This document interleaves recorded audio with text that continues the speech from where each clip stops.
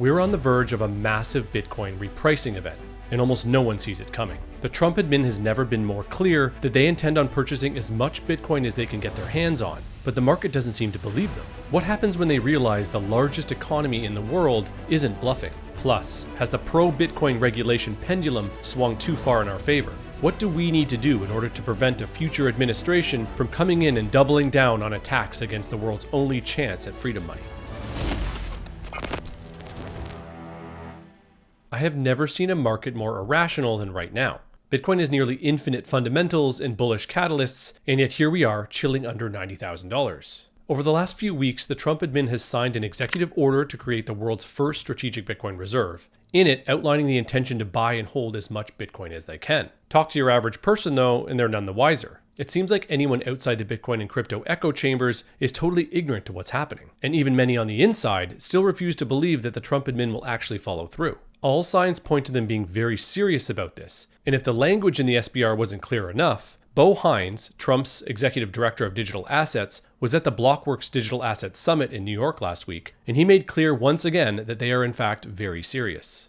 Well, we delivered on the president's promises that he made on the campaign trail. The president was adamant about creating the SBR. We wanted to make sure that we did it right in a way that respected Bitcoin for being so unique. And also gave credence to innovation in other spaces of the digital asset world. So, for us here, we look at Bitcoin, it's not a security, it's a commodity. It has intrinsic stored value that's traditionally accepted.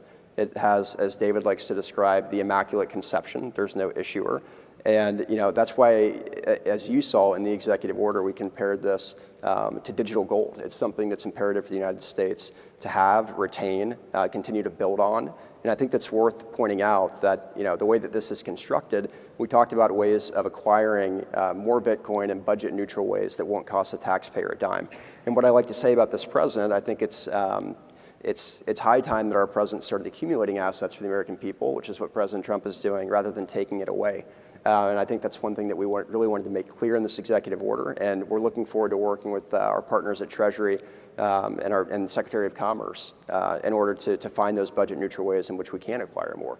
I've been asked all the time, it's like, how much do you want? And I said, well, that's like asking a country, how much gold do you want, right? I mean, as much as we can get. Hines even went on CoinDesk and Fox Business after the summit and restated what he said on stage. So far, the markets have gotten wrecked not believing Trump at his word on the campaign trail and during his first few months in office. They didn't believe him on the tariffs, they didn't believe him on shutting down the Department of Education, they didn't believe him on freeing Ross, and they didn't believe him on the SBR, and they were wrong on every account. I'm really not sure what people are thinking here. If the Trump admin wasn't serious about adding to the strategic Bitcoin reserve, they probably wouldn't be openly talking about it at every opportunity. When politicians lie, which they obviously do often, they will usually promise something during the campaign and then shut up about it and hope that everyone forgets the promise. The Trump admin is doing the exact opposite right now, and still, no one is bullish enough. Head of Swan Private, Stephen Lubka, talked about this incredible disconnect on the latest episode of Swan Signal Live. This is such a wild moment. I will tell you, beyond a shadow of a doubt, no one believes them at all. They do not believe them. They've come out and they've said it a million times. They don't believe them. Now, I think they're wrong to not believe them. I think they're absolutely going to do it.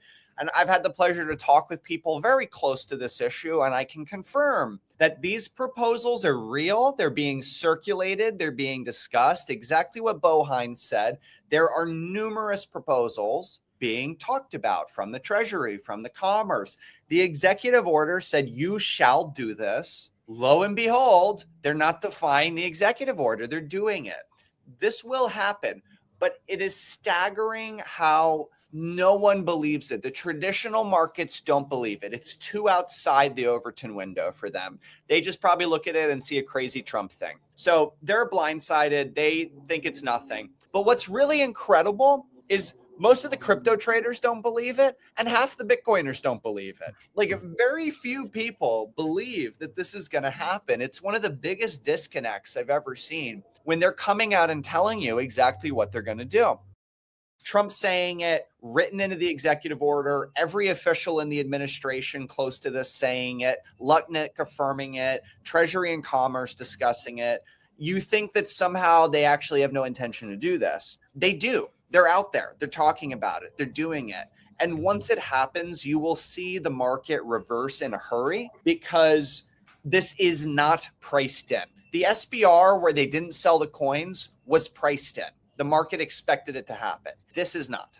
The market had clearly priced in the SBR announcement. But as Lupka points out, the market has definitely not priced in the US coming in and buying Bitcoin in size to add to the reserve. This will undoubtedly once again blindside doubters and leave many on the sidelines when an announcement causes the next violent upwards repricing event for Bitcoin. Even Trump himself spoke at the Blockworks Digital Asset Summit and again outlined his administration's aggressive and assertive undoing of the previous administration's anti-Bitcoin and crypto regulation.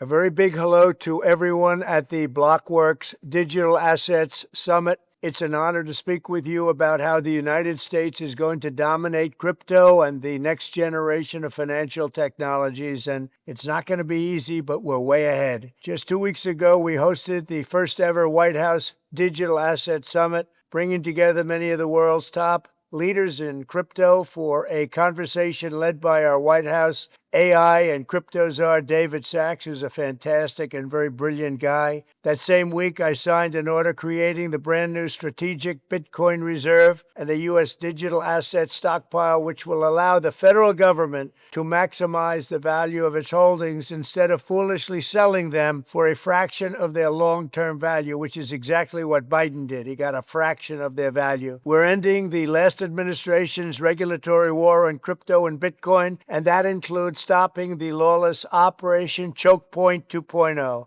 Operation Choke Point went beyond regulation, and I mean far beyond. It was a form of lawfare through government weaponization. Frankly, it was a disgrace.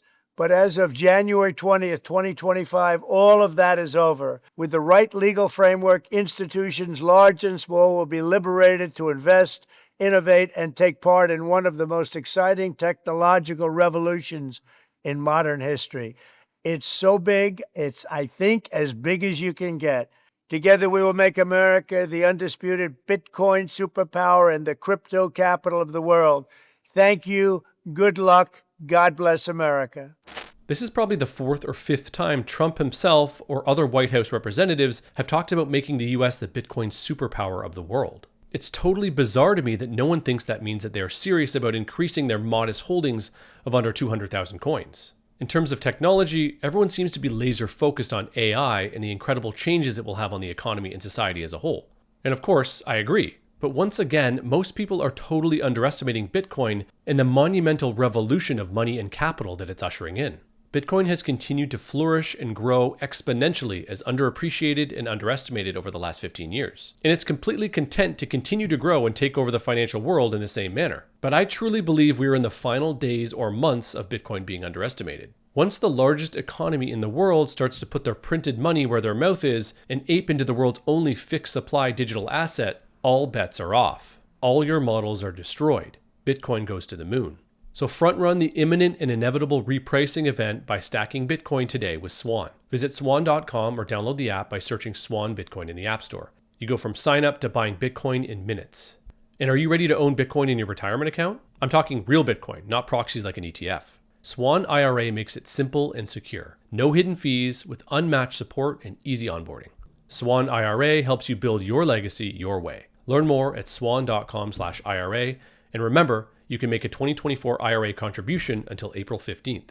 And a quick shout out to Mara, the largest publicly traded Bitcoin miner, for supporting this show and for helping make Bitcoin the world's most decentralized and secure monetary network. Now, the Trump admin's aggressive reversal of anti-Bitcoin and crypto legislation that occurred under the Biden administration has some worried that this could mean the pendulum is swinging too far in Bitcoin's favor. Bitcoin is increasingly becoming a partisan issue, and fears are increasing that a future administration could come in to undo everything that the Trump admin has done and even double down on attacks against the freedom money. Swan CEO Corey Clipston was on Pete Rizzo's new show, Supply Shock, today, talking about how we can avoid this fate in the future. You have to get Bitcoin so fully embedded in the next 4 years that even the most anti-Bitcoin administration and state apparatus can't do anything about it because there's just too much power on the other side by 2028. So I think that's what we need to be focused on. What does that look like, embedding so far into the government? Fully into the government, fully into the TradFi system. You need every Wall Street bank and every company that you can possibly turn orange to be fully orange. The education efforts need to be redoubled. Everybody needs to just be thinking about how to just orange pill every layer of society in every corner that could be influential. And I do think we'll win. Like, I fully believe that. The major exchanges did come out, and when push came to shove about the crypto asset stockpile or the crypto reserve, Cameron Tyler-Wilbos, Brian Armstrong, Jesse Powell, they came out and they said it should be a Bitcoin reserve and there should be something else for crypto. What do you think that was a natural kind of motivation? Do you think they meant that and they believe that? Because obviously they've funded a lot of the experimental projects in the crypto space as well. What did you make of that moment? Because it did feel like a bit of a rare moment of unity for Bitcoin. Yeah, I thought it was a really nice example, basically a beta test of what will happen over the coming decades globally with all governments and all people. So basically the Nash equilibrium, the only thing that they can all agree on is Bitcoin. Cardano doesn't want to see Ripple and Ethereum in a reserve, and Ethereum doesn't want to see Ripple and Cardano in a reserve, and around they go, because they all think the other guys are scammers that printed their token and gave it to insiders. So they're okay with Bitcoin, but not each other. And that's very similar to what you'll see down the road, where the USA is not okay with the yuan and isn't going to adopt it, and China is not okay with the USD.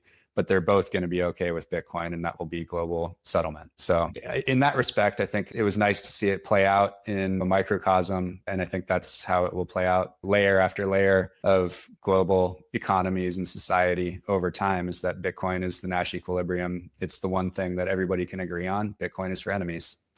So as Corey says, Bitcoin is for enemies. And in many ways, its rise will continue due to its baked-in game theory. But to prevent any slowdown of adoption in the future, all we can do is double down on education and orange pill as many individuals, people in Washington's on both sides of the political spectrum, and as many in traditional finance as we can. So don't stop preaching the gospel of Bitcoin to those around you. Bitcoin is a more fair and just tool that stands to benefit all of humanity. So we need to collectively push back against it becoming a political wedge issue that could hinder the spread of its adoption. But I'd love to hear what you think about all this, so leave a comment below with your thoughts, like this video, share it with friends and family, subscribe to the channel, and hit that notification bell so you don't miss the next video. Thanks for watching, and remember, TikTok next block.